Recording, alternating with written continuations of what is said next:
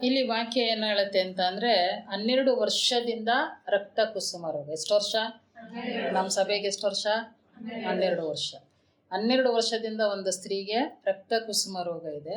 ಅಲ್ಲಿ ವಾಕ್ಯ ಹೇಳುತ್ತೇನಂತಂದರೆ, ಆಕೆ ವೈದ್ಯರಿಂದ ಬಹು ಕಷ್ಟವನ್ನು ಅನುಭವಿಸಿದಳು. ವೈದ್ಯರು ಕಷ್ಟ ಕೊಡೋಕೆ ಇರೋದು, ಕಷ್ಟನ ನಿವಾರಿಸಕ್ಕೆ ಇರೋದು ಅಂದರೆ ರೋಗದ ಕಷ್ಟ, ಈ ದೇಹದ ಬೇನೆ, ಇವೆಲ್ಲ ಏನೆಲ್ಲ ಆಯಾಸಗಳು ಬರ್ತಾವೋ, ಕಾಯಿಲೆ ಅಂತ ಏನು ಬರುತ್ತೋ, ಆ ಕಾಯಿಲೆ ನಿಮಿತ್ತ ಏನೆಲ್ಲ ಕಷ್ಟಗಳನ್ನ ಅನುಭವಿಸ್ತೀವೋ, ಆ ಕಷ್ಟದಿಂದ ಬಿಡುಗಡೆ ಹೊಂದುವುದಕ್ಕೆ ನಾವು ವೈದ್ಯರ ಬಳಿ ಹೋಗ್ತೀವಿ. ಆದರೆ ಈಕೆ ವಿಷಯದಲ್ಲಿ ಏನದು ಫುಲ್ಲು ಉಲ್ಟಾ. ಆಕೆ ಯಾವ ವೈದ್ಯರ ಹತ್ರ ಹೋಗ್ತಾಳೋ ಅಲ್ಲಿ ಅವಳಿಗೆ ಇನ್ನೂ ಕಷ್ಟ ಹೆಚ್ಚಾಗುತ್ತೆ. ಅವರು ಕೊಡೋಂಥ ಒಂದೊಂದು ಟ್ರೀಟ್ಮೆಂಟ್ ಔಷಧಿಗಳಿಂದ ಇನ್ನೂ ಹೆಚ್ಚಾಗುತ್ತೆ.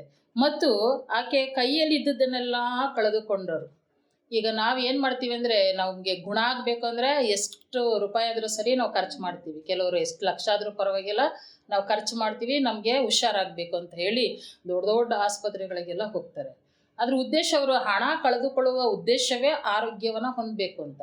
ಆದರೆ ಈಕೆ ವಿಷಯದಲ್ಲಿ ಏನಂದರೆ ಅದು ಸಹ ಉಲ್ಟಾ. ಆಕೆ ಕೈಯಲ್ಲಿದ್ದದೆಲ್ಲ ಕಳೆದುಕೊಂಡಿದ್ದಾಳೆ, ಆದರೆ ರೋಗ ಹೆಚ್ಚಾಗುತ್ತಾ ಬಂತು. ಹಾಲೆಲೂಯ. ಹಣ ಹೋಯ್ತು, ರೋಗ ಹೆಚ್ಚಾಯಿತು. ಕಷ್ಟ ಹೋಗುತ್ತೆ ಅಂತ ವೈದ್ಯರ ಬಳಿ ಹೋದರೆ ವೈದ್ಯರಿಂದನೇ ಇನ್ನೂ ಕಷ್ಟ ಹೆಚ್ಚಾಗ್ತಾ ಬಂತು. ಇಂತಹ ಸಮಯದಲ್ಲಿ ಆಕೆಗೆ ಯಾವ ಕಡೆಯಿಂದನೂ ಪ್ರಯೋಜನವಾಗಲಿಲ್ಲ. ವೈದ್ಯರಿಂದ ಪ್ರಯೋಜನ ಆಗಲಿಲ್ಲ. ಯಾಕೆ ಅಂತ ಅಂದರೆ, ವೈದ್ಯರಿಂದ ಆಕೆ ಕಷ್ಟವನ್ನು ಅನುಭವಿಸಿದಳು ಅಂತ ವಾಕ್ಯ ಹೇಳುತ್ತೆ. ಈ 12 ವರ್ಷದಲ್ಲಿ ಆಕೆಗೆ ಸಂಬಂಧಿಕರಿಂದ ಅವಮಾನ ಇರ್ಬೋದು, ಸಮಾಜದವರಿಂದ ಅವಮಾನ ಇರ್ಬೋದು.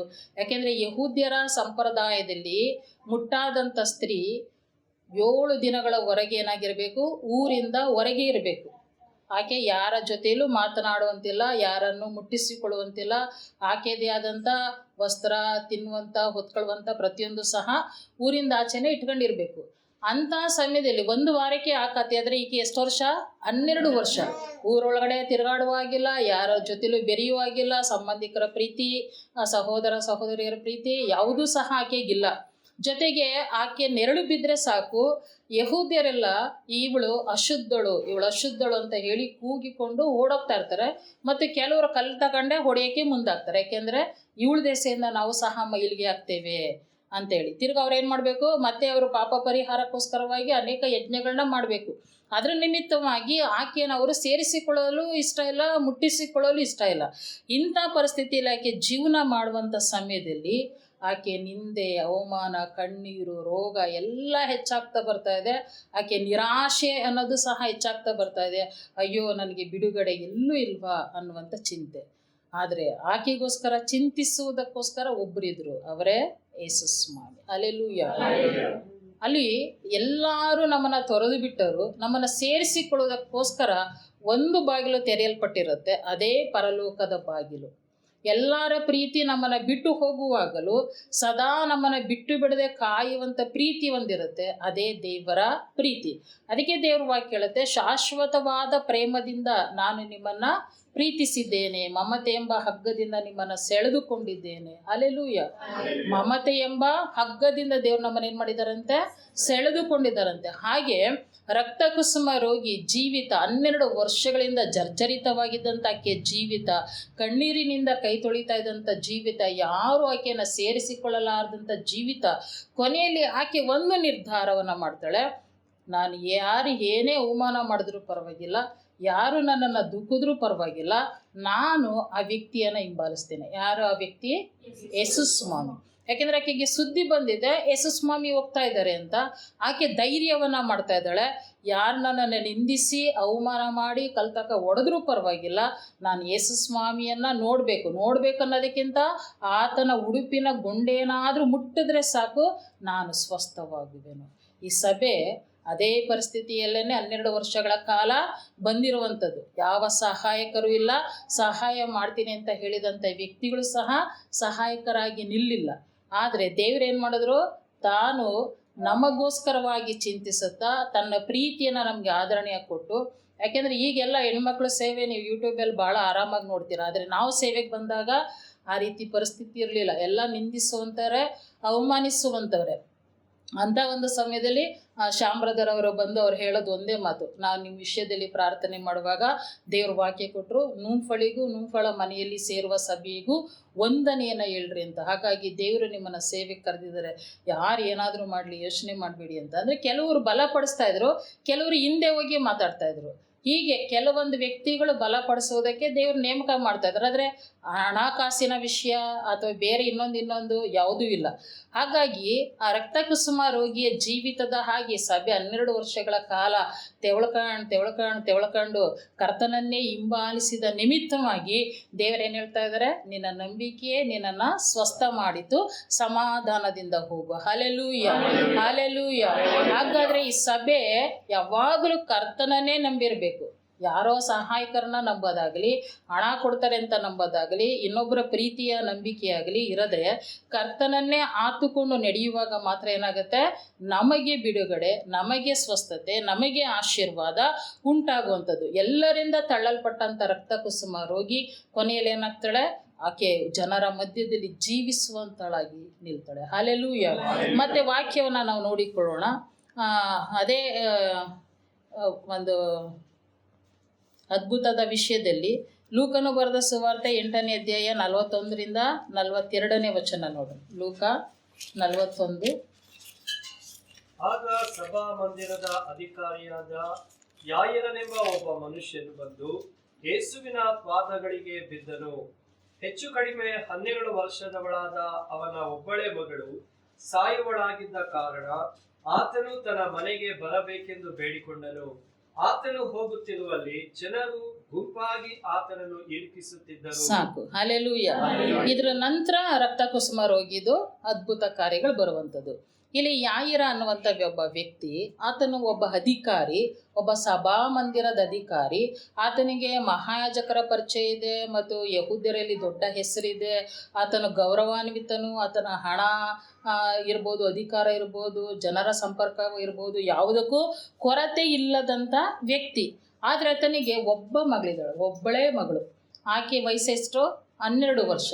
ಆಕೆಗೆ ಮರಣಕರವಾದ ರೋಗ ಬರುತ್ತೆ. ಆ ರೋಗ ಬಂದಿರೋಂಥ ಸಮಯದಲ್ಲಿ ಆತನು ಸಹಿತವಾಗಿ ಅನೇಕ ವೈದ್ಯರ ಬಳಿಯೆಲ್ಲ ಹೋಗ್ತಾರೆ. ಯಾರು ಹೋದ್ರೆ ಸಡನ್ನಾಗಿ ಯೇಸುಸ್ವಾಮಿ ಹತ್ರ ಹೊರಟೋಗ್ಬಿಡ್ತಾರ?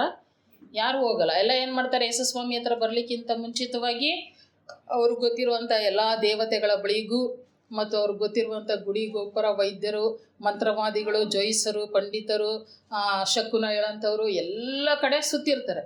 ಎಲ್ಲ ಸುತ್ತಿ ಇನ್ನೇನು ಆಪ್ಷನ್ ಇಲ್ಲ ಅಂತ ಗೊತ್ತಾದಾಗ ಲಾಸ್ಟಲ್ಲಿ ಯೇಸುಸ್ವಾಮಿ ಹತ್ರ ಬರ್ತಾರೆ. ಯಾಯಿರನು ಸಹಿತವಾಗಿ ತನಗಿರುವಂಥ ಪದವಿ ಮತ್ತು ಹಣ ಮತ್ತು ಜ್ಞಾನ, ವಿವೇಕ, ಒಂದು ಸಭಾಮಂದಿರದ ಅಧಿಕಾರಿ ಅಂತಂದರೆ ಅವನಿಗೆ ಜ್ಞಾನ ಏನು ಕಡಿಮೆ ಏನಿರಲ್ಲ. ಆತನಿಗೆ ಜ್ಞಾನ ವಿವೇಕ ಜಾಸ್ತಿ ಇರುತ್ತೆ. ಅದರ ಜೊತೆಗೆ ಆತನ ಧರ್ಮಶಾಸ್ತ್ರದ ಪಾರಂಗತನು. ಇದೆಲ್ಲ ತಿಳಿದಿದ್ರೂ ಸಹಿತವಾಗಿ ಎಲ್ಲ ಕಡೆ ಸುತ್ತಾಡಿ ಕೊನೆಯಲ್ಲಿ ಆತನು ಸಹಿತವಾಗಿ ಎಲ್ಲಿ ಬರ್ತಾನೆ, ಯೇಸುಸ್ವಾಮಿ ಹತ್ರ ಬರ್ತಾನೆ. ಅವನು ಯೇಸುಸ್ವಾಮಿ ಹತ್ರ ಬರೋಷ್ಟ್ರೊಳಗಡೆ ಮರಣಕರವಾದ ರೋಗ ಹೆಚ್ಚಾಗಿರುತ್ತೆ. ಅಲ್ದು ಅವ್ರು ಕೊಡೋಂಥ ಮೆಡಿಷನು, ಅವ್ರು ಹೇಳೋಂಥ ಪ್ರತಿಯೊಂದು ಈತನು ಮಾಡ್ತಾನೆ ಇರ್ತಾನೆ. ಆದರೆ ಮಗಳಿಗೆ ಸೌಖ್ಯ ಆಗಿರಲ್ಲ. ಯೇಸುಸ್ವಾಮಿ ಹತ್ರ ಬರ್ತಾನೆ. ಬರೋಂಥ ಮಧ್ಯದಲ್ಲಿ ರಕ್ತಕುಸುಮ ರೋಗಿದು ಎಂಟ್ರಿ ಆಗುತ್ತೆ. ಆಕೆಗೆ ಅದ್ಭುತ, ಅಲ್ಲಿ ಕೆಲವೊಂದು ಕಾರ್ಯಗಳು, ಇದೆಲ್ಲ ಅಷ್ಟರೊಳಗಡೆ ಆತನ ಕಿವಿಗೆ ಒಂದು ಸುದ್ದಿ ಬರುತ್ತೆ. ಏನದು ಸುದ್ದಿ? ನಿನ್ನ ಮಗಳು ಬದುಕಿದ್ದಾಳೆ, ಯೇಸುಸ್ವಾಮಿ ಬಿಟ್ಟು ಬಾ. ಹೌದಾ? ಏನದು ಸುದ್ದಿ? ನಿನ್ನ ಮಗಳು ತೀರಿ ಹೋದಳು, ಗುರುವಿಗೆ ತೊಂದರೆ ಕೊಡಬೇಡ, ಬಾ ನೀನು. ಹಲ್ಲೆಲೂಯ.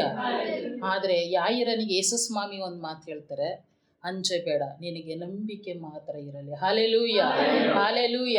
ಒಂದು ದೊಡ್ಡ ನಿರಾಶೆ ಆತನ ಕಿವಿಗೆ ಬೀಳ್ತಾ ಇದೆ. ಒಂದು ಮಗು ಹೋದರೆ ಹೋಗ್ಲಿ, ಇನ್ನೊಂದು ಮಗು ಇದೆ ಅಂತ ಅನ್ನೋಕ್ಕೂ ಆಪ್ಷನ್ ಇಲ್ಲ. ಆತನಿಗಿರೋದು ಒಬ್ಬಳೇ ಮಗಳು, ಪ್ರೀತಿಯ ಮಗಳು.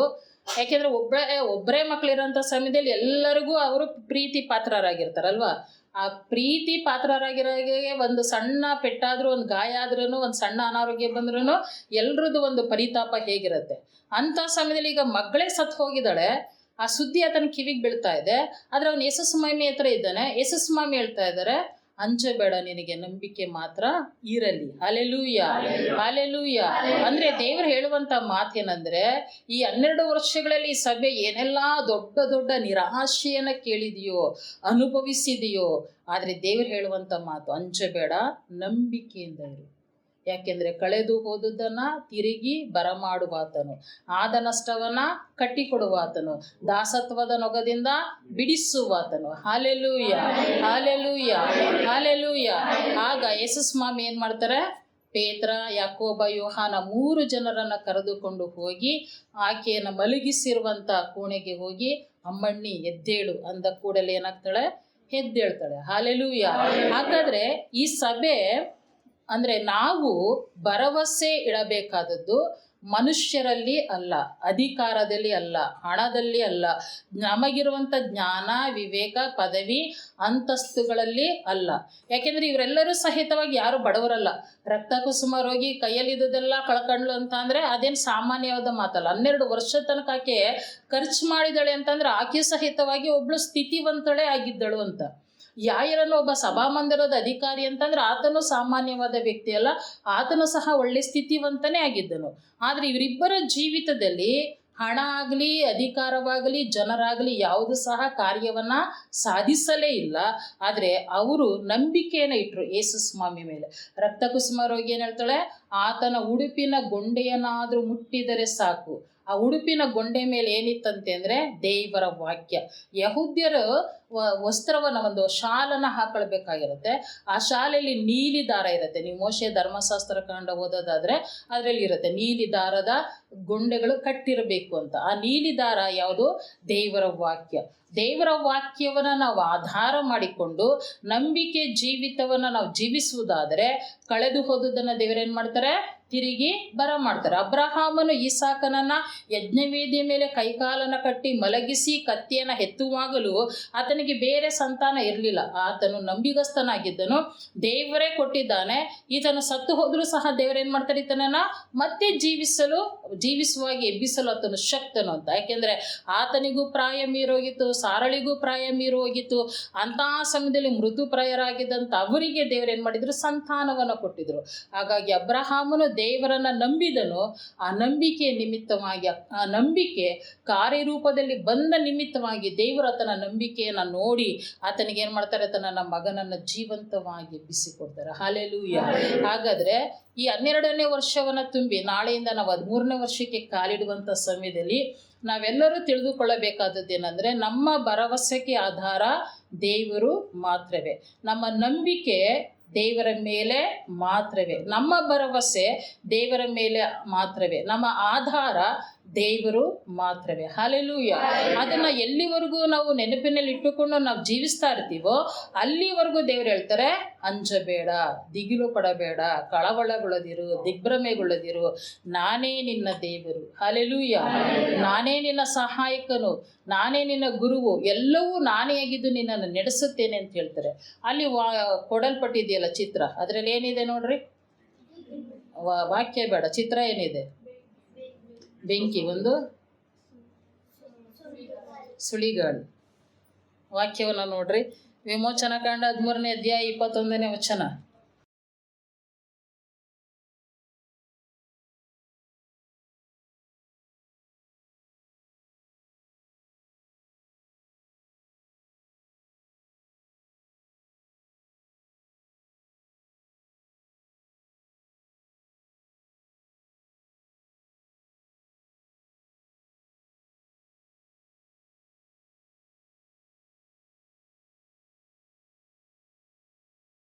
ಮೇಘಸ್ತಂಭ, ಅಗ್ನಿಸ್ತಂಭ.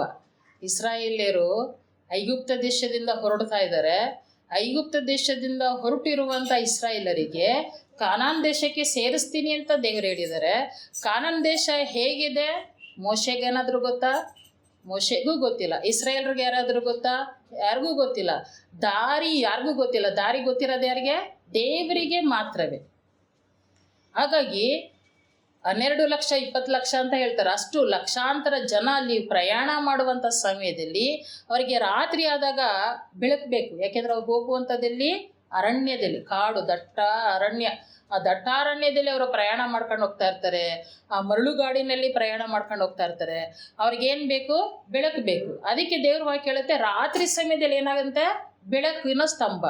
ಹಗಲಾದ ತಕ್ಷಣವೇ ಅದು ದಾರಿ ತೋರಿಸುವಂಥ ಮಾರ್ಗವಾಗಿರ್ತಾರೆ. ಅಂದರೆ ಮುಂದೆ ಮೇಘಸ್ತಂಭವಾಗಿರ್ತಾರೆ. ಮತ್ತು ಅದು ಏನಾಗಿರುತ್ತೆ, ಅವ್ರ ಮೇಲೆ ಆವರಿಸ್ಕೊಂಡಿರುತ್ತೆ, ಮೋಡದ ಹಾಗೆ ಆವರಿಸ್ಕೊಂಡಿರುತ್ತೆ. ಅದೆಷ್ಟು ಚೆನ್ನಾಗಿರುತ್ತಲ್ವ. ಮುಂದೆ ಮೇಘಸ್ತಂಭವಾಗಿದ್ದಾರೆ ಮತ್ತು ಅದು ದೊಡ್ಡ ಮೋಡವಾಗಿ ಲಕ್ಷಾಂತರ ಜನರನ್ನು ಆವರಿಸ್ಕೊಂಡಿದೆ. ಏಕೆಂದರೆ ಅವರಿಗೆಲ್ಲ ಏನುಂಟು, ಪಶು ಕುರಿ ದನಗಳುಂಟು, ಎಳೆ ಮಕ್ಕಳುಂಟು, ವಯಸ್ಸಾದವರುಂಟು, ಎಲ್ಲ ಯುವಕ ಯುವತಿಯರು, ತಾಯಿ ತಂದೆಗಳು, ಸಹೋದರ ಸಹೋದರಿ ಎಲ್ಲರೂ ಲಕ್ಷಾಂತರ ಜನ ಹೋಗ್ತಾ ಇದ್ದಾರೆ. ಅವರು ಬಿಸಿಲಿನಲ್ಲಿ ಬಾಡಿ ಹೋಗಬಾರ್ದು, ಅದು ದೇವರ ಚಿತ್ತ. ಹಲ್ಲೆಲೂಯಾ. ಹಾಗಾಗಿ ಮೇಘಸ್ತಂಭವಾಗಿ ಅಗ್ನಿಸ್ತಂಭವಾಗಿ ದೇವರವ್ರನ್ನ ನಡೆಸ್ಕೊಂಡು ಹೋದ್ರು. ಯೆಹೋವನು ಹಗಲು ಹೊತ್ತಿನಲ್ಲಿ ದಾರಿ ತೋರಿಸುವುದಕ್ಕೆ ಮೇಘಸ್ತಂಭ.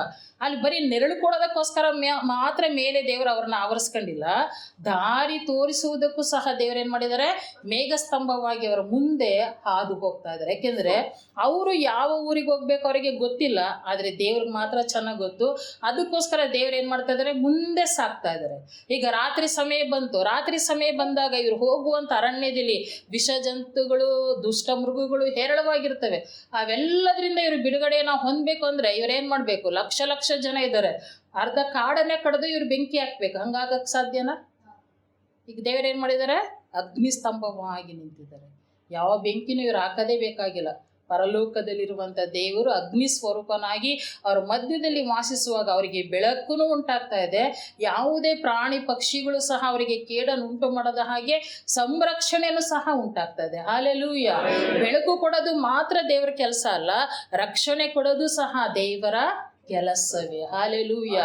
ಹಾಗಾದರೆ ಬಿಡುಗಡೆಯ ವರ್ಷ ಅಂದರೆ ದೇವರು ತಾನೇ ಹಗಲಿನಲ್ಲಿಯೂ ನಮ್ಮನ್ನು ಕಾಯುವಾತನು, ಇರುಳಿನಲ್ಲಿಯೂ ಕಾಯುವಾತನು. ಅಂದರೆ ಬರಗಾಲ ದೇಶಕ್ಕೆ ಬಂದಾಗಲೂ ನಮ್ಮನ್ನು ಕಾಯುವಾತನು, ಆತನ ಕೃಪೆ ಕಾಲ ಭೂಮಿ ಮೇಲೆ ಇರುವಾಗಲೂ ನಮ್ಮನ್ನು ನಡೆಸುವಾತನು. ಅಂತೂ ಎಲ್ಲ ಕೆಡಿನಿಂದಲೂ ದೇವರು ನಮ್ಮನ್ನು ತಪ್ಪಿಸಿ ರಕ್ಷಿಸುವುದಕ್ಕೆ, ಹಗಲಿನಲ್ಲಿಯೂ ಇರುಳಿನಲ್ಲಿಯೂ ನಮ್ಮನ್ನು ಕಣ್ಮಣಿಯಾಗಿ ಕಾಯುವುದಕ್ಕೆ ದೇವರು ಆಸಕ್ತನಾಗಿ ಸಭೆಯನ್ನು ಆವರಿಸಿಕೊಂಡಿದ್ದಾರೆ. ಹಲ್ಲೆಲೂಯಾ.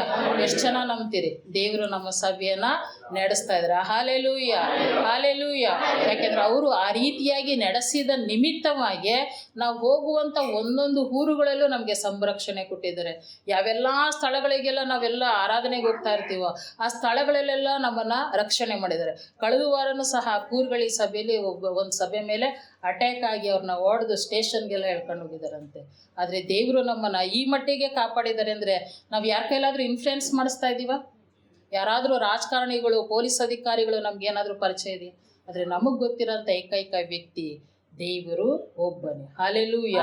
ಹಾಗಾದರೆ ದೇವರ ಮೇಲೆ ನಾವು ಆತುಕೊಂಡು ನಡೆಯುವುದಾದರೆ ಈ ವರ್ಷವೆಲ್ಲ ದೇವರು ಕಳೆದ ವರ್ಷ ಪವಿತ್ರಾತ್ಮನ ವರ್ಷ ಅಂತ ಹೇಳಿದ್ರು, ತನ್ನ ಕಾರ್ಯವನ್ನು ಮಾಡಿದ್ರು, ಅದ್ಭುತ ಸ್ವರೂಪನಾಗಿ ಆತನು ನಮ್ಮ ಮಧ್ಯದಲ್ಲಿ ಚಲಿಸುತ್ತಾ ನಮಗಾಗಿ ಯೋಚನೆ ಮಾಡಿ ಸ್ಥಳವನ್ನು ಸಿದ್ಧ ಮಾಡಿದ್ದಾರೆ. ಆದರೆ ಈ ವರ್ಷದಿಂದ ದೇವರು ಹೇಳುವ ಮಾತು, ನಿಮಗೆ ಯಾವೆಲ್ಲ ಸಂಗತಿಗಳಲ್ಲಿ ಬಿಡುಗಡೆ ಬೇಕು ಆ ಸಂಗತಿಗಳಲ್ಲಿ ನಾನು ನಿಮಗೆ ಬಿಡುಗಡೆಯನ್ನು ಕೊಡುವೆನು. ಹಲ್ಲೆಲೂಯಾ. ಬಿಡುಗಡೆ ಬೇಕು ಅಂತ ಅಂದ್ಬಿಟ್ಟು ನಾನು ಮನೇಲಿ ಕೂರ್ತಿರ್ತೀನಿ, ನಾನು ಕೆಲಸ ಕಾರ್ಯದಲ್ಲಿ ಇರ್ತೇನೆ, ನಾನು ಸ್ನೇಹಿತರ ಜೊತೆ ಇರ್ತೇನೆ, ಸಂಬಂಧಿಕರ ಮನೇಲಿ ಇರ್ತೇನೆ ಅಂತಂದರೆ ಬಿಡುಗಡೆ ಅಲ್ಲ. ಬಿಡುಗಡೆ ಹೊಂದಬೇಕು ಅಂತಂದರೆ ರಕ್ತ ಕುಸುಮಾರೋಗಿ ಎಲ್ಲಿದ್ಲು? ಊರಿಂದ ಆಚೆ ಇದ್ಲ? ಯಾರು ಏನಾದರೂ ಅನ್ಲಿ, ನಾನು ಯೇಸು ಸ್ವಾಮಿಯನ್ನು ಮುಟ್ಟಬೇಕು ನಂಬಿಕೆ ಇತ್ತು. ಯಾಯಿರನ್ನು ಎಂಥ ನಿರಾಶೆ ನನ್ನನ್ನು ಕವಿದುಕೊಂಡ್ರೂ ಪರವಾಗಿಲ್ಲ, ಯೇಸು ಸ್ವಾಮಿಯನ್ನು ನನ್ನ ಮನೆಗೆ ಕರೆದುಕೊಂಡು ಹೋಗಬೇಕು.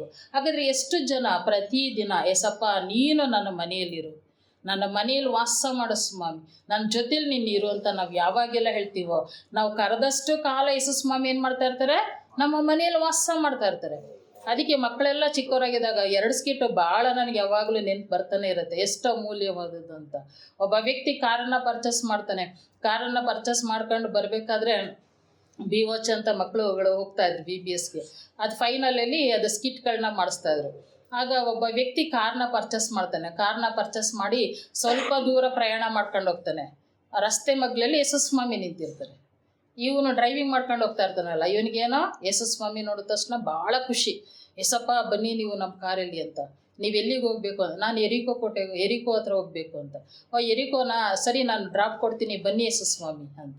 ಯೇಸಪ್ಪ ಏನು ಮಾಡ್ತಾರೆ, ಬಂದು ಮುಂದೆ ಸೀಟಲ್ಲಿ ಕೂತ್ಕೊಳ್ತಾರೆ. ಮುಂದೆ ಸೀಟಲ್ಲಿ ಕೂತ್ಕೊಂಡಾಗ ಇನ್ನು ಸ್ವಲ್ಪ ಮುಂದೆ ಹೋಗ್ತಾರೆ. ಮುಂದೆ ಹೋದ ತಕ್ಷಣವೇ ಅವ್ರ ತಾಯಿ ತಂದೆ ಸಿಗ್ತಾರೆ. ತಾಯಿ ತಂದೆ ಸಿಕ್ಕಿದ ತಕ್ಷಣವೇ ಯೇಸು ಸ್ವಾಮಿಗೆ ಹೇಳ್ತಾನೆ ಡ್ರೈವರು, ನಮ್ಮ ಅಪ್ಪ ಅಮ್ಮ ಇದ್ದಾರೆ, ನೀವೇನು ಮಾಡಿ ಹಿಂದೆ ಕೂತ್ಕೊಳ್ಳಿ ಅಂತ. ಆಮೇಲೆ ಸ್ವಲ್ಪ ಮುಂದೆ ಹೋಗ್ತಾರೆ, ಫ್ರೆಂಡ್ಸ್ಗಳೆಲ್ಲ ಸಿಗ್ತಾರೆ. ಯೇಸು ಸ್ವಾಮಿ ನಮಗೆ ಜಾಗ ಸಾಕಾಗ್ತಾ ಇಲ್ಲ, ನೀವು ಸ್ವಲ್ಪ ಇಳ್ಕೊಬಿಡ್ತೀರಾ? ಎರಿಕೋ ಇಲ್ಲಿಂದ ಸ್ವಲ್ಪ ದೂರ ಇದೆ ಅಷ್ಟೇ, ಅಂತ. ಹಲ್ಲೆಲೂಯಾ. ಎಲ್ಲಾರನ್ನೂ ತುಂಬ್ಕೊಂಡು ಮುಂದೆ ಹೋಗ್ತಾನೆ, ಆಕ್ಸಿಡೆಂಟ್ ಆಗಿ ಕಾರು ನಜ್ಜಿಗುಜ್ಜಿ ಆಗುತ್ತೆ. ಹಲ್ಲೆಲೂಯಾ. ಹಾಗಾದರೆ ಯೇಸು ಸ್ವಾಮಿ ನಮ್ಮ ಮನೆಯಲ್ಲಿ, ನಮ್ಮ ಜೀವಿತದಲ್ಲಿ, ನಮ್ಮ ಹೃದಯದಲ್ಲಿ ಇರುವುದಾದರೆ ನಾವು ಎಲ್ಲೇ ಹೋದರೂ ದೇವ್ರು ನಮ್ಗೆ ಏನು ಕೊಡ್ತಾರೆ? ಸಂರಕ್ಷಣೆಯನ್ನು ಕೊಡ್ತಾರೆ. ಹಲ್ಲೆಲೂಯಾ. ಆ ಸಂರಕ್ಷಣೆ ಯಾರಿಂದಲೂ ನಮ್ಮಿಂದ ಅದನ್ನು ಅಗಲಿಸಲು ಸಾಧ್ಯವೇ ಇಲ್ಲ. ಆ ಸಂರಕ್ಷಣೆನ ನಾವು ಯಾವ ಹಣ ಕೊಟ್ಟು ನಾವು ತೆಗೆದುಕೊಳ್ಳಲು ಸಹ ಅಸಾಧ್ಯವಾದದ್ದು. ಹಾಗಾದರೆ ಈ ಬಿಡುಗಡೆಯ ವರ್ಷ ಅಂತ ದೇವರು ಹೇಳ್ತಾ ಇದ್ದಾರೆ ಅಂದರೆ, ಆತನು ನಿಜವಾಗ್ಲೂ ಸಹ ನಮಗೆ ಬಿಡುಗಡೆಯನ್ನು ಕೊಡಲು ಮನಸ್ಸುಳ್ಳವನು. ಯಾಕೆಂದರೆ ಆತನು ಮನುಷ್ಯನ ಹಾಗೆ ಸುಳ್ಳಾಡುವ ದೇವರಲ್ಲ, ಅಥವಾ ಎರಡು ನಾಲಿಗೆಯವನಲ್ಲ. ಆತನು ನುಡಿದಂತೆ ನಡೆಯುವ ದೇವರು. ಆತನ ಬಾಯಿ ನುಡಿದಿದ್ದನ್ನು ಆತನ ಹಸ್ತ ನೆರವೇರಿಸುತ್ತೆ ಅಂತ ದೇವ್ರ ವಾಕ್ಯ ಹೇಳುತ್ತೆ. ಹಾಗಾದರೆ ಇಲ್ಲಿವರೆಗೂ ದೇವರು ನಮ್ಗೆ ಏನೆಲ್ಲ ವಾಗ್ದಾನಗಳನ್ನು ಕೊಟ್ಟಿದ್ದಾರೋ ಆ ವಾಗ್ದಾನಗಳನ್ನು ದೇವರೇನು ಮಾಡ್ತಾರೆ? ನಮ್ಮ ಜೀವಿತದಲ್ಲಿ ನೆರವೇರಿಸ್ತಾರೆ. ಅದಕ್ಕೋಸ್ಕರ ದೇವರು ಹೊಸ ವರ್ಷದಲ್ಲಿ ಹೇಳಿದ್ದು, ಯೆಹೋವನು ನೇಮಿಸಿರುವ ಶುಭ ವರ್ಷ. ಹಲ್ಲೆಲೂಯಾ. ಲೋಕ ಏನು ಹೇಳ್ತಾ ಇದೆ ಅಂದರೆ, ನಮ್ಗೆ ಅಶುಭಗಳು ಕಾದಿದೆ, ನಮಗೆ ಕೊರತೆಗಳು ಕಾದಿದೆ, ನಮಗೆ ಸಮಾಧಾನ ಇಲ್ಲ, ನಮ್ಗೆ ಆರೋಗ್ಯ ಇಲ್ಲ, ನಮಗೆ ಚಿಂತೆ, ಇದೆಲ್ಲ ಅಶುಭಗಳನ್ನು ಲೋಕ ಹೇಳ್ತಾ ಇದ್ರೆ, ದೇವರು ನಮ್ಮನ್ನ ಕುರಿತು ಹೇಳ್ತಾ ಇರುವಂಥ ಮಾತೇನೆಂದರೆ, ನಾನು ನಿನ್ನೊಂದಿಗೆ ಇರುವುದರಿಂದ ನಾನೇನು ಮಾಡಿದ್ದೇನೆ? ನಿನಗೆ ಶುಭ ವರ್ಷವನ್ನು ನೇಮಿಸಿದ್ದೇನೆ. ದೇವರು ಶುಭವಾಗಲಿ ಅಂತ ಹೇಳಿದ ಮೇಲೆ ಅದನ್ನು ಕೆಡಿಸುವುದಕ್ಕೆ ಯಾವ ಮನುಷ್ಯನಿಂದಲೂ ಸಾಧ್ಯವಿಲ್ಲ. ದೇವರು ಬಾಗಿಲನ್ನು ನಮಗಾಗಿ ತೆರೆದ್ರೆ ಅದನ್ನು ಮುಚ್ಚುವುದಕ್ಕೆ ಯಾರಿಂದಲೂ ಸಾಧ್ಯವಿಲ್ಲ. ಹಲ್ಲೆಲೂಯಾ. ಹಲ್ಲೆಲೂಯಾ. ಯಾಕೆಂದರೆ ಯೋಬನ ಸುತ್ತ ದೇವರು ತನ್ನ ರಕ್ಷಣಾ ಬೇಲಿಯನ್ನು ಹಾಕಿ ಕಾದು ಕಾಪಾಡಿದ ಹಾಗೆ, ಆತನ ಸ್ವಾಸ್ಥ್ಯವನ್ನು ಕಾದು ಕಾಪಾಡಿದ ಹಾಗೆ, ನಮ್ಮೊಬ್ಬೊಬ್ಬರ ಜೀವಿತದ ಸ್ವಾಸ್ಥ್ಯವನ್ನು ಆತನು ಕಾದು ಕಾಪಾಡಲು ಶಕ್ತನು. ಹಾಗಾದರೆ ರಕ್ತ ಕುಸುಮ ರೋಗಿ ಯಾವುದಕ್ಕೂ ಚಿಂತಿಸಲಿಲ್ಲ, ಯಾವ ಮಾನ ಮರ್ಯಾದೆ ಬಗ್ಗೆನೂ ಚಿಂತಿಸಲಿಲ್ಲ. ಅವ್ರು ಕಲ್ತಕ ಹೊಡಿತಾರೇನೋ, ಇವ್ರು ನನ್ನ ತಳ್ಳಿಬಿಡ್ತಾರೇನೋ, ಅಪಮಾನ ಆಗುತ್ತೇನೋ, ಇಷ್ಟು ವರ್ಷ ನಾನು ಅಪಮಾನ ಹೊಂದಿದ್ದೇನೆ, ಈಗ ಮತ್ತೆ ನಾನು ಅಪಮಾನ ಹೊಂದಬೇಕು, ಆದರೆ ಯಾವುದ್ರ ಬಗ್ಗೆನೂ ಚಿಂತೆ ಮಾಡಲಿಲ್ಲ. ಆದರೆ ಆಕೆ ಹೋಗಿ ನಂಬಿಕೆಯಿಂದ ಧೈರ್ಯವಾಗಿ ಯೇಸು ಸ್ವಾಮಿಯ ಬಟ್ಟೆ ಗೊಂಡೆಯನ್ನು ಮುಟ್ತಾಳೆ. ಹಲ್ಲೆಲೂಯಾ. ಬಟ್ಟೆ ಗೊಂಡೆಯನ್ನು ಮುಟ್ಟಿ ರಹಸ್ಯವಾಗಿ ಓಡ್ಬರ್ತಾಳ. ಯಾಕೋಬ ಏನು ಮಾಡ್ತಾನೆ? ತಂದೆ ಹತ್ರ ಆಶೀರ್ವಾದ ಹೊಂದ್ಕೊಳ್ತಾನೆ, ತಂದೆ ಮನೆ ಬಿಟ್ಟು ಓಡಿ ಹೋಗ್ತಾ ಇರ್ತಾನೆ ಅಲ್ವಾ? ಯಾಕೆ? ಅಪಾಯ. ಆದರೆ ಆಕೆ ಏನು ಮಾಡ್ತಾಳೆ? ಯೇಸು ಸ್ವಾಮಿ ತನ್ನ ಮೈಯಲ್ಲಿ ಶಕ್ತಿ ಹೋದದ್ದನ್ನು ತಿಳಿದುಕೊಂಡು, ಓ, ನನ್ನ ಮೈಯಿಂದ ಶಕ್ತಿ ಹೋಯಿತು, ಯಾರೋ ನನ್ನನ್ನು ಮುಟ್ಟಿದ್ರು. ಪೇತ್ರ ಹೇಳ್ತಾನೆ, ಇಷ್ಟೊಂದು ಜನರು ನಿನ್ನ ಮೈ ಮೇಲೆ ಒತ್ತಾಗಿ ಬೀಳ್ತಾ ಇದ್ದಾರೆ, ಯಾರೋ ನನ್ನನ್ನು ಮುಟ್ಟಿದ್ರು ಅಂತ. ಸಭೆಗೆ ಬಂದವರೆಲ್ಲ ಆಶೀರ್ವಾದ ಹೊಂದಲ್ಲ. ಯಾಕೆಂದರೆ ಅನೇಕರಿಗೆ ಫೋನ್ ಕಡೆನೇ ಗಮನ ಇರುತ್ತೆ, ಅನೇಕರಿಗೆ ಅವ್ರು ಮಾಡೋಂಥ ಕೆಲಸ ಕಾರ್ಯದ ಮೇಲೇ ಗಮನ ಇರುತ್ತೆ, ಅನೇಕರಿಗೆ ಏನು ಬೆಳಿಗ್ಗೆ ಮಾಡಿ ಬಿಟ್ಟು ಬಂದಿದ್ರೋ ಅಥವಾ ಏನು ಕಮಿಟ್ ಆಗಿದ್ರೋ ಅದ್ರ ಕಡೆನೇ ಗಮನ ಇರುತ್ತೆ. ಆದರೆ ಯಾರು ಯೇಸು ಸ್ವಾಮಿ ಹತ್ರ ಬಂದು ಆ ಅನನ್ಯತೆಯಲ್ಲಿ ಜೀವಿಸ್ತಾರೋ ಅವ್ರಿಗೇನಾಗುತ್ತೆ? ಆ ಕನೆಕ್ಟ್, ದೇವರ ಒಂದು ಸಂಪರ್ಕ ಸಿಕ್ಕುತ್ತೆ. ಆ ಸಂಪರ್ಕ ಸಿಕ್ಕಿದಾಗ ದೇವರ ಮಹಿಮೆ, ಪ್ರಸನ್ನತೆ ಅವರ ಆತ್ಮ ಸಂಪೂರ್ಣವಾಗಿ ಅನುಭವಿಸಿದ ನಂತರ ಆಗ ಯೇಸು ಸ್ವಾಮಿ ಹೇಳ್ತಾರೆ, ಯಾರೋ ನನ್ನನ್ನು ಮುಟ್ಟಿದ್ರು. ಆಕೆ ಏನು ಮಾಡ್ತಾಳೆ? ಅಷ್ಟು ಸಾವಿರಾರು ಜನರ ಎದುರಿಗೆ ಸಾಕ್ಷಿಯನ್ನು ಹೇಳ್ತಾಳೆ. ಅಂದರೆ ದೇವರು ನಮ್ಮನ್ನು ಸಾಕ್ಷಿಯಾಗಿಡುವ ದೇವರು. ಹಲ್ಲೆಲೂಯಾ. ನೀವು ಯಾರಾದರೂ ನಾನು ಸೀಕ್ರೆಟಾಗಿ ಬಂದು ಯೇಸು ಸ್ವಾಮಿ ಹತ್ರ ಅದ್ಭುತ ಹೊಂದ್ಕೊಂಡು ನಾನು ಸೀಕ್ರೆಟಾಗಿ ಹೊರಟೋಯ್ತೀನಿ ಅಂದರೆ ದೇವರು ಅದಕ್ಕೋಸ್ಕರ ನಿಮ್ಮನ್ನು ಕರೆದಿಲ್ಲ. ಸೀಕ್ರೆಟ್ ಎಲ್ಲಿರುತ್ತೆ? ಕತ್ತಲಲ್ಲಿರುತ್ತಾ, ಬೆಳಕಲ್ಲಿರುತ್ತಾ? ಕತ್ತಲಲ್ಲಿರುತ್ತೆ. ಆದರೆ ಬೆಳಕಿನ ದೇವರ ಹತ್ರ ಬಂದು ನಾನು ಸೀಕ್ರೆಟಾಗಿ ಇರ್ತೀನಿ ಅಂದರೆ ಅದು ಅಸಾಧ್ಯವಾದ ಕಾರ್ಯ. ಯಾಕೆಂದರೆ ಬೆಳಕು ಎಲ್ಲವನ್ನ ಬಯಲು ಮಾಡುವಂಥದ್ದು, ಎಲ್ಲವನ್ನ ಪ್ರಕಟ ಮಾಡುವಂಥದ್ದು. ಹಲ್ಲೆಲೂಯಾ. ಹಾಗಾದರೆ ನೀವು ಕರ್ತನ ಮುಂದೆ ಬರುವಾಗ ನಿಮ್ಮ ಜೀವಿತ ಕರ್ತನ ಮುಂದೆ ತೆರೆದುಕೊಳ್ಳುತ್ತದೆ. ಆ ಜೀವಿತದಲ್ಲಿ ದೇವರ ಸಂಚಾರ ಮಾಡಲು ಮನಸ್ಸುಳ್ಳವನಾಗಿರ್ತಾನೆ. ನೀವು ಎಲ್ಲಿವರೆಗೂ ಒಪ್ಪಿಸಿಕೊಡ್ತಾ ಹೋಗ್ತಾ ಇರ್ತೀರೋ ನಿಮ್ಮ ಜೀವಿತದಲ್ಲಿ ದೇವರ ಸಂಚಾರ ಮಾಡ್ತಾ ಮಾಡ್ತಾ ಮಾಡ್ತಾ ಹೋಗ್ತಾನೆ ಇರ್ತಾರೆ. ಕೊನೆಗೆ ನೀವು ಸಾಕ್ಷಿಯಾಗಿ ನಿಲ್ತೀರಿ. ಯಾವ ರೀತಿ ಸಾಕ್ಷಿ ಅಂದರೆ, ಆಶೀರ್ವಾದದ ನಿಧಿಗಳು, ದೇವರು ಇವರನ್ನು ಆಶೀರ್ವದಿಸುವ ರೀತಿ ಇದೆ ಅಂತ ಅನೇಕ ಜನರು ಗೌರವಿಸಬೇಕು, ಗುರುತಿಸಬೇಕು. ಆ ರೀತಿಯಾಗಿ ದೇವರು ನಿಮ್ಮನ್ನು ಸಾಕ್ಷಿಯಾಗಿಟ್ಟು ನಡೆಸುವಂಥ ಕರ್ತನು. ಹಲ್ಲೆಲೂಯಾ. ಹಾಗಾದರೆ ಯಾಯಿರನ್ನು ಬರ್ತಾನೆ, ಆತನು ನನ್ನ ಮಗಳು ಸತ್ತೋಗಿದ್ದಾಳೆ ಸ್ವಾಮಿ ನೀನು ಇಲ್ಲೇ ಪ್ರಾರ್ಥನೆ ಮಾಡು ಅಂತ ಹೇಳಲ್ಲ. ನನ್ನ ಮನೆಗೆ ಬಂದು ನೀನೇನು ಮಾಡು? ಪ್ರಾರ್ಥನೆ ಮಾಡು ಅಂತ ಅದನ್ನು ಕೇಳಿಕೊಂಡು ಯೇಸು ಸ್ವಾಮಿಯನ್ನು ಕರೆದುಕೊಂಡು ಹೋಗುವಾಗ ಆಕೆಯ ಮಗಳು ಸಾವಿನಿಂದ ಎದ್ದೇಳ್ತಾಳೆ. ಹಾಗಾದರೆ ನಮ್ಮ ಜೀವಿತದಲ್ಲಿ ನಾವು ಯೇಸು ಸ್ವಾಮಿಯನ್ನು ಸಂಧಿಸಿ ಅದ್ಭುತವನ್ನು ಹೊಂದ್ಕೊಂಡು ಅದೇ ಅನನ್ಯತೆಯಲ್ಲಿ ಅಲ್ಲೇ ಇಟ್ಕೊಂಡಿರ್ತಾನೆ ಬಿಟ್ಬಿಟ್ಟು ಮತ್ತೆ ಹೊಡೋಗ್ಬಿಡೋದಲ್ಲ. ಏನಾಗಬೇಕು? ಮತ್ತೆ ಯೇಸು ಸ್ವಾಮಿಯನ್ನು ನಮ್ಮ ಜೊತೆಯಲ್ಲೇ ಕರೆದುಕೊಂಡು ಹೋಗಬೇಕು. ಯೇಸಪ್ಪ, ನಾನು ಈ ದಿನ ಈ ಪ್ರಯಾಣದಲ್ಲಿ ಹೋಗ್ತಾ ಇದ್ದೀನಿ, ನೀ ನನ್ನ ಜೊತೆ ಇರು ಸ್ವಾಮಿ. ದೇವರೇ ನಾನು ಇಂಥ ಕಾರ್ಯವನ್ನು ಮಾಡ್ತಾ ಇದ್ದೀನಿ, ನೀನು ನನ್ನ ಜೊತೆಯಲ್ಲಿ ಇರು ಸ್ವಾಮಿ. ಎಲ್ಲ ವಿಷಯದಲ್ಲೂ ನೀವು ದೇವರ ಜೊತೆಯನ್ನು ಕೇಳಿಕೊಳ್ಳುವುದಾದರೆ, ದೇವರ ಸಹವಾಸವನ್ನು ಕೇಳಿಕೊಳ್ಳುವುದಾದರೆ, ನೀವೆಲ್ಲ ಶೋಧನೆಗಳಿಂದ ನೀವೇನು ಮಾಡ್ತೀರಾ? ಜಯವನ್ನು ಹೊಂದ್ಕೊಳ್ತೀರಾ. ಎಲ್ಲ ಕಟ್ಟುಗಳಿಂದ ನೀವು ಬಿಡುಗಡೆಯನ್ನು ಹೊಂದಿಕೊಳ್ತೀರಾ. Hallelujah, hallelujah. ಸಂಸೋನನ ಏನು ಮಾಡ್ತಾ ಇದ್ದ? ದೇವರ ಆತ್ಮನ ನಡೆಸುವಾಗ ದೇವರ ಕಾರ್ಯವನ್ನು ಮಾಡ್ತಾ ಇದ್ದ, ದುರಾತ್ಮನ ನಡೆಸುವಾಗ ಅಶುದ್ಧವಾದ ಕಾರ್ಯಗಳನ್ನ ಮಾಡ್ತಾ ಇದ್ದ. ಅಲ್ಲಿ ದೇವರ ಆತನ ಸಂಗಡ ಇರ್ತಾ ಇರಲಿಲ್ಲ. ನಾವು ಸಂಶೋಧನ ಅಭಿಷೇಕವನ್ನು ಹೊಂದಿದವರಲ್ಲ, ಕ್ರಿಸ್ತನ ಅಭಿಷೇಕವನ್ನು ಹೊಂದಿದವರು.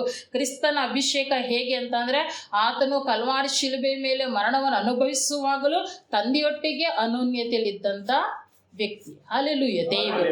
ಹಾಗಾದರೆ ನಾವು ಸಹ ಶೋಧನೆಯ ಹಾದಿಯಲ್ಲಿ ಹಾದು ಹೋಗುವಾಗಲೂ ದೇವರೊಟ್ಟಿಗೆ ಸಂಪರ್ಕ ನಮಗಿರಬೇಕು. ದೇವರೇ, ಈ ಶೋಧನೆ ನನ್ನ ಜೀವಿತದಲ್ಲಿದೆ ಸ್ವಾಮಿ, ಈ ಬಲಹೀನತೆ ನನ್ನ ಜೀವಿತದಲ್ಲಿದೆ ಸ್ವಾಮಿ, ಈ ಪಾಪ ನನ್ನನ್ನು ಹಿಡಿಯಬೇಕಂದ್ಕೊಂಡಿದ್ದೆ ಸ್ವಾಮಿ, ನೀ ನನ್ನ ಜೊತೆಲಿರು, ನೀ ನನಗೆ ಸಹಾಯ ಕೊಡು, ನೀ ನನಗೆ ಸಹಾಯ ಕೊಡು. ಅನೇಕ ಬಾರಿ ದೇವರು ಹೇಗೆ ಮಾಡ್ತಾರೆ ಅನ್ನೋದಾದರೆ, ನನ್ನ ಅನುಭವದಲ್ಲಿ ದೇವರು ಸ್ವಲ್ಪ ನಮಗೂ ದೇವ್ರಿಗೂ ಡಿಸ್ಟೆನ್ಸ್ ಇರೋ ಥರ ನಿಂತಿರ್ತಾರೆ. ಯಾಕೆಂದರೆ ನಾವೇನಾಗಬೇಕು? ಜಯಿಸಬೇಕು. ಇಲ್ಲಿವರೆಗೂ ಕಲ್ತಿರೋಂಥ ಅನುಭವದ ಪಾಠಗಳನ್ನು ನಾವಲ್ಲಿ ರೂಢಿಸಿಕೊಂಡು ದೇವರ ಸಮಯ ಮತ್ತು ದೇವರ ಸಮ್ಮುಖ, ದೇವರ ಪ್ರೀತಿ, ಕರುಣೆ ಇವೆಲ್ಲವನ್ನ ನೆನಪಿಗೆ ತೆಗೆದುಕೊಂಡು ನಾವೇನು ಮಾಡಬೇಕಲ್ಲಿ? ಶೋಧನೆಯನ್ನು ನಾವು ಜಯಿಸಬೇಕು. ಎಲ್ಲ ಸಮಯದಲ್ಲೂ ಇನ್ನೇನು ಜಾರು ಬೀಳ್ತಾ ಇದ್ದೀನಿ ಅಂದ ತಕ್ಷಣವೇ ದೇವ್ರ ಕೈ ಹಿಡ್ಕೊಳ್ಳಲ್ಲ. ಕೆಲವೊಂದು ಸಮಯ ದೇವರು ಜಾರಲಿಕ್ಕೇ ಬಿಡ್ತಾರೆ. ನೀವು ಹೇಗೆ ಜಾರ್ತೀರ? ನನ್ನನ್ನೇ ಹಾತ್ಕೊಂಡು, ದೇವರೇ ನಂಗೆ ಜಾರಕ್ಕೆ ಇಷ್ಟ ಇಲ್ಲಪ್ಪ, ನೀನು ಹೇಗಾದರೂ ಸಹಾಯ ಮಾಡು ಅಂತ ಅಂಗಲಾಚಿ ಬೇಡ್ಕೊಳ್ತಿರೋ, ಅಥವಾ ಜಾರಕ್ಕೆ ದೇವರು ಅವಕಾಶ ಕೊಟ್ಕೊಟ್ಟಿದ್ದಾರೆ, ನನ್ನನ್ನು ಏನು ಎಚ್ಚರಿಸ್ತಾ ಇಲ್ಲ, ಯಾರೂ ನಾನು ನೋಡ್ತಾ ಇಲ್ಲ, ಆರಾಮ್ಸೆ ಬಿದ್ದೋಗ್ಬಿಡೋಣ ಅಂತ ಬೀಳ್ತಿರೋ, ಇವೆಲ್ಲವನ್ನ ದೇವರು ಅಬ್ಸರ್ವ್ ಮಾಡ್ತಾ ಇರ್ತಾರೆ. ಯಾಕೆಂದರೆ ಬಾಬೆಲಿನ ಅರಸರು ಹಿಜ್ಕೀಯನನ್ನು ಸಂಧಿಸುವುದಕ್ಕೆ ಬರುವಂಥ ಸಮಯದಲ್ಲಿ ದೇವ್ರ ವಾಕ್ಯ ಹೇಳುತ್ತೆ, ಯೆಹೋವನು ಅದನ್ನು ಬಿಟ್ಟನು. ಆತನ ಬಿಟ್ಟಾಗ ಅವನೇನು ಮಾಡ್ತಾನೆ? ತನ್ನ ಅಂತರಂಗ ಅಂದರೆ ತನ್ನ ಮನೆಯಲ್ಲಿರುವಂಥದ್ದೆಲ್ಲವನ್ನು, ಅರಮನೆಯಲ್ಲಿರುವಂಥದ್ದನ್ನೆಲ್ಲ ಬಾಬಿಲಿನವರಿಗೆ ಆತನು ತೋರಿಸ್ಕೊಡ್ತಾನೆ. ಅಂದರೆ ನಾವು ಪ್ರತಿ ಸಮಯದಲ್ಲೂ ದೇವರು ನಮ್ಗೆ ಆಧಾರವಾಗಿರ್ತಾರೆ ನಿಜ, ಆದರೆ ಸ್ವತಂತ್ರವಾಗಿ ನಾವು ಆತನನ್ನು ಪ್ರೀತಿಸಬೇಕು ಅಂತ ಬಯಸುವ ದೇವರು. ಒತ್ತಾಯಪೂರ್ವಕವಾಗಿ ನಮ್ಮನ್ನು ಹಿಡಿದಿಟ್ಕೊಂಡಿರ್ತೇನೆ, ನೀ ನನ್ನ ಪ್ರೀತಿ ಮಾಡು, ನೀ ನನ್ನ ಶರಣಾಗು, ನಿನ್ನ ವಿಮೋಚನೆಗೆ ನನ್ನನ್ನೇ ಕಾದುಕೊಂಡಿರು ಅಂತ ದೇವರು ನಮ್ಮನ್ನು ಬಲವಂತ ಮಾಡಲ್ಲ. ನಮಗೆ ಸ್ವತಂತ್ರ ಕೊಟ್ಟಿದ್ದಾರೆ, ಆ ಸ್ವತಂತ್ರದಲ್ಲಿ ನಾವು ದೇವರನ್ನ ಪ್ರೀತಿ ಮಾಡಬೇಕು. ಈಗ ಹೇಗೆ ನಮ್ಮ ಕುಟುಂಬಸ್ಥರು ನಾವು ಪ್ರೀತಿ ಮಾಡ್ತಾ ಇರ್ತೀವೋ, ಏನು ಮಾಡಲಿ ಮಾಡದೆ ಹೋಗಲಿ ಹೇಗೆ ಗೌರವಿಸ್ತಾ ಇರ್ತೀವೋ, ಅದಕ್ಕಿಂತಲೂ 1000 ಪಟ್ಟು ಕರ್ತನ ಮೇಲೆ ವೈಯಕ್ತಿಕವಾದಂಥ ಆಸೆ, ಬಯಕೆ, ಪ್ರೀತಿ, ತವಕದೊಟ್ಟಿಗೆ ಕರ್ತನ ಮುಂದೆ ನಾವು ನಿಲ್ಲಬೇಕು. ಹಾಗೆ ನಿಲ್ಲುವುದಾದರೆ ದೇವರೇನು ಮಾಡ್ತಾರೆ? ಎಲ್ಲ ಸಮಯದಲ್ಲೂ ನಮ್ಮನ್ನು ಆಧಾರ ಕೊಟ್ಟು ನಡೆಸ್ಕೊಡ್ತಾರೆ. ಕೆಲವು ಸಮಯ ಶೋಧನೆಗೆ ಬೀಳುವಂತೆ ನಾವು ನಡೆಸಲ್ಪಡುವಾಗಲೂ ಸಹ ಯೋಸೇಫನ ಹಾಗೆ, ದಾನಿಯೇಲನ ಹಾಗೆ, ಎಸ್ತೇರಳ ಹಾಗೆ ನಂಬಿಗಸ್ತರಾಗಿದ್ದರೆ ಆ ಶೋಧನೆ ಏನಾಗುತ್ತೆ? ನಮಗೆ ಆಶೀರ್ವಾದದ ಮೆಟ್ಟಲಾಗುತ್ತೆ. ಹಲ್ಲೆಲೂಯ. ಆಶೀರ್ವಾದದ ಮೆಟ್ಟಲುಗಳು ಯಾವುದು? ಶೋಧನೆಗಳೇ. ಯಾರಾದರೂ ನನ್ನ ಜೀವಿತದಲ್ಲಿ ಶೋಧನೆ ಬೇಡ ಸ್ವಾಮಿ ಅಂದರೆ ನೀವು ಆಶೀರ್ವಾದ ಹೊಂದಲು ಇಷ್ಟ ಇಲ್ಲ ಅಂತ ಅರ್ಥ. ದಾವೀದ ಓಡ್ತಾ ಓಡ್ತಾ ಹೇಗೆ ಮಹಾರಾಜ ಆದ್ನೋ, ಪೌಲ ಹೇಗೆ ಒಂದೂರಿಂದ ಒಡಿಸ್ಕೊಂಡು ಇನ್ನೊಂದು ಊರಿಗೆ ಹೋಗ್ತಾ ಹೋಗ್ತಾ ಇಡೀ ಲೋಕಕ್ಕೆ ಸುವಾರ್ತೆ ಸಾರದ್ನೋ, ಕ್ರಿಸ್ತಿಯ ಮಕ್ಕಳ ಜೀವಿತದಲ್ಲಿ ಬರುವಂಥ ಶೋಧನೆ ಏನಂದರೆ ಅದು ನಮ್ಮನ್ನು ಎಲ್ಲ ಕಡೆ ಸಂಚರಿಸುವಾಗೆ, ಎಲ್ಲ ಕ್ಷೇತ್ರದಲ್ಲೂ ನಾವು ಅಭಿವೃದ್ಧಿಯನ್ನು ಹೊಂದುವಾಗೆ ಕರ್ತನು ನಮ್ಮನ್ನು ನಡೆಸುವಾತನಾಗಿದ್ದಾನೆ. ಹಲ್ಲೆಲೂಯ. ಹಾಗಾದರೆ ಲಕ್ಷಾಂತರ ಜನರನ್ನು ದೇವರ ಅಗ್ನಿಸ್ತಂಭವಾಗಿ, ಮೇಘಸ್ತಂಭವಾಗಿ ನಿಂತು ನಡೆಸಿದ ನಿಮಿತ್ತವಾಗಿ ಅವರು ಏನು ಮಾಡಿದ್ರು? ಕಾನಾನ್ ದೇಶವನ್ನು ಸೇರಿಕೊಂಡರು. ಅವರನ್ನು ದೇವರು ಕಣ್ಮಣಿಯಾಗಿ ಕಾದು ಕಾಪಾಡಿದ್ರು. ದೇವ್ರ ವಾಕ್ಯ ಹೇಳುತ್ತೆ, ಹದ್ದು ತನ್ನ ಮರಿಗಳನ್ನು ಹೊತ್ತು ಹೋಗುವಾಗೆ ನಾನು ನಿಮ್ಮನ್ನು ಹೊತ್ತುಕೊಂಡು ಹೋದೆನು. ಹಾಗಾದರೆ 12 ವರ್ಷಗಳ ಕಾಲ ಈ ಸಭೆಯ ಸೇವೆಯನ್ನು ದೇವರು ಹೊತ್ತು ನಡೆಸುತ್ತಾ ಬಂದಿದ್ದಾರೆ. ಅನೇಕರಿಗೆ ಈ ಸಭೆ ಹೆಸರು ಗೊತ್ತಿಲ್ಲ, ಅನೇಕರಿಗೆ ನಾವ್ಯಾರು ಅಂತ ಗೊತ್ತಿಲ್ಲ, ಆದರೆ ದೇವ್ರಿಗೆ ಮಾತ್ರ ನಮ್ಮನ್ನು ಚೆನ್ನಾಗಿ ಅರಿತಿರುವಂಥ ದೇವರು, ನಮ್ಮನ್ನು ಪರೀಕ್ಷಿಸಿ ತಿಳಿದಿರುವಂಥ ದೇವರು, ನಮ್ಮ ಸುತ್ತಲೂ ಆವರಿಸಿಕೊಂಡು ನಮ್ಮ ಮೇಲೆ ಕೈ ಇಟ್ಟು ನಡೆಸುತ್ತಾ ಇರುವಂಥ ದೇವರು, ನಮಗಾಗಿ ಅದ್ಭುತವನ್ನು ಮಾಡುವುದಕ್ಕಾಗಿ ಮುಂಚೆನೇ ಸಂಕಲ್ಪಗಳನ್ನು ಮಾಡಿ ಕಾರ್ಯವನ್ನು ನಡೆಸುವಂಥ ದೇವರು. ಅಂಥ ದೇವರನ್ನ ನಾವು ನಂಬಿಗಸ್ತರಾಗಿ ಆತನನ್ನು ಸೇವಿಸೋಣ. ದೇವರು ನಿಮ್ಮನ್ನು ಆಶೀರ್ವಾದ ಮಾಡಲಿ. ಹಲ್ಲೆಲೂಯ.